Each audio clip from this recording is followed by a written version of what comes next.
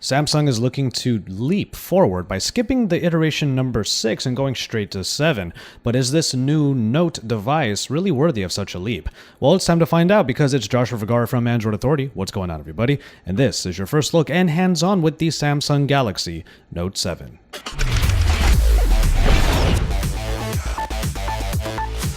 If you're looking at this device and it looks incredibly familiar, well, you're absolutely right. It does retain a lot of the look and feel, the design language that started with the Samsung Galaxy S6 and has moved on to devices like the S7, the Note 5, and the S7 Edge. But there is a bit of refinement to this design language that actually makes a world of difference. First of all, the phone is now water resistant, but not just the phone, but also the S Pen, which means that you can actually take notes underwater. Though we may not necessarily know why you would want to, it is a feature that is available now on the Note 7. The designers of the Note 7 made a big deal about this phone's symmetry. You have curves on the front for a curved display, but there are also curves on the glass of the back, and that means that both sides meet in the middle in order to meet the metallic skeleton. The result is a very comfortable feel in the hand as the sides feel really smooth and that lip actually doesn't protrude out a whole lot. The result also means that you have a somewhat more narrow device and it's less bulky than the Note 5 that came before it.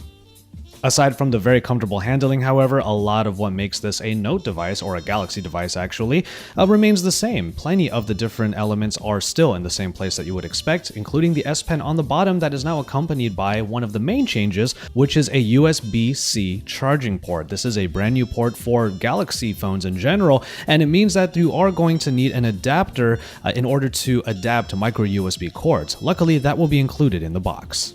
Popping out the SIM tray also reveals a micro SD card slot. Now you are able to use up to 2 terabytes in capacity for these cards, but none of those actually exist. Samsung, however, just recently released a 256 gigabyte card that you could use to bolster the 64 gigabytes of base storage. Yes, you heard it right, 64 gigabytes is the main model and there are no other capacities available.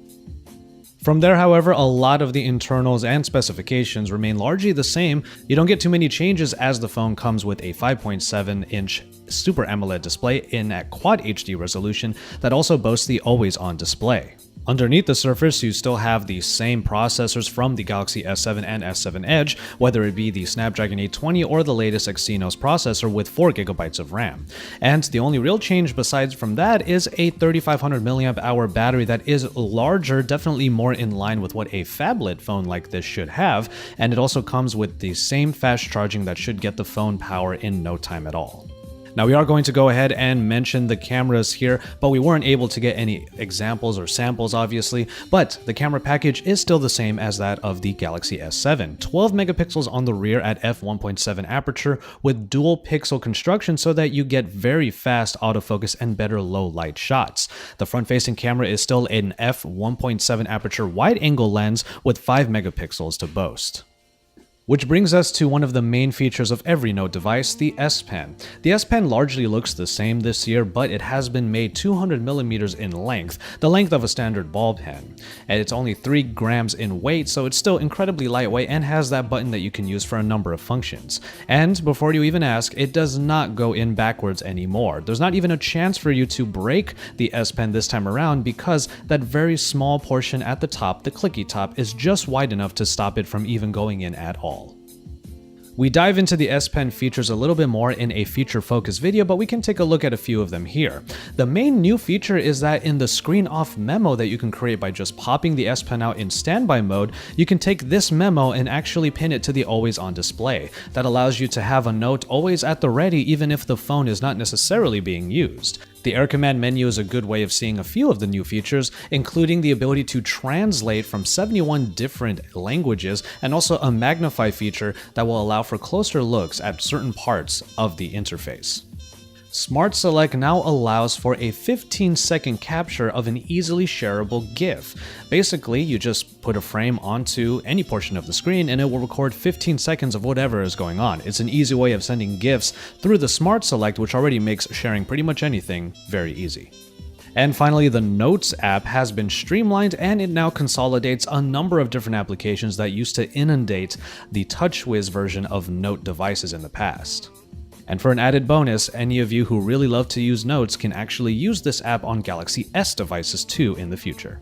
Which brings us to security features and the iris scanner. Now, essentially, you have to take your glasses off and perhaps even contacts when first scanning the iris in order for you to have one set of irises that can unlock the device. After that, you pretty much unlock the device, swipe up, and an infrared camera with an infrared light rather at the top near the front-facing camera will scan for that set of irises and then just unlock the device straight into the interface. It's a pretty nice way of getting straight into your phone if you're just going to be looking at it anyway.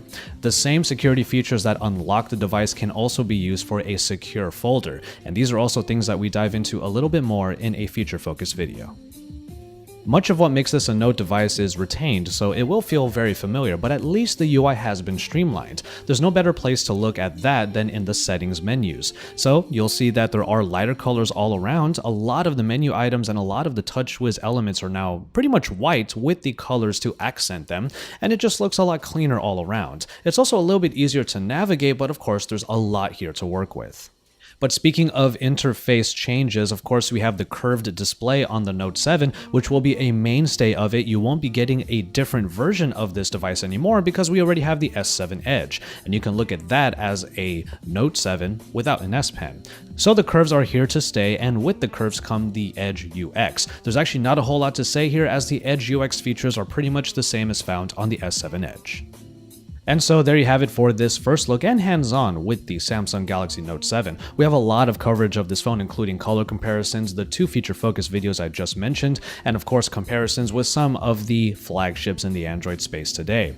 You can take a look at even more about the Note 7 at AndroidAuthority.com, but for the most part we are dealing with a phone that kind of takes the lead of the S7 line and just makes it bigger with, of course, that little friend in the S Pen.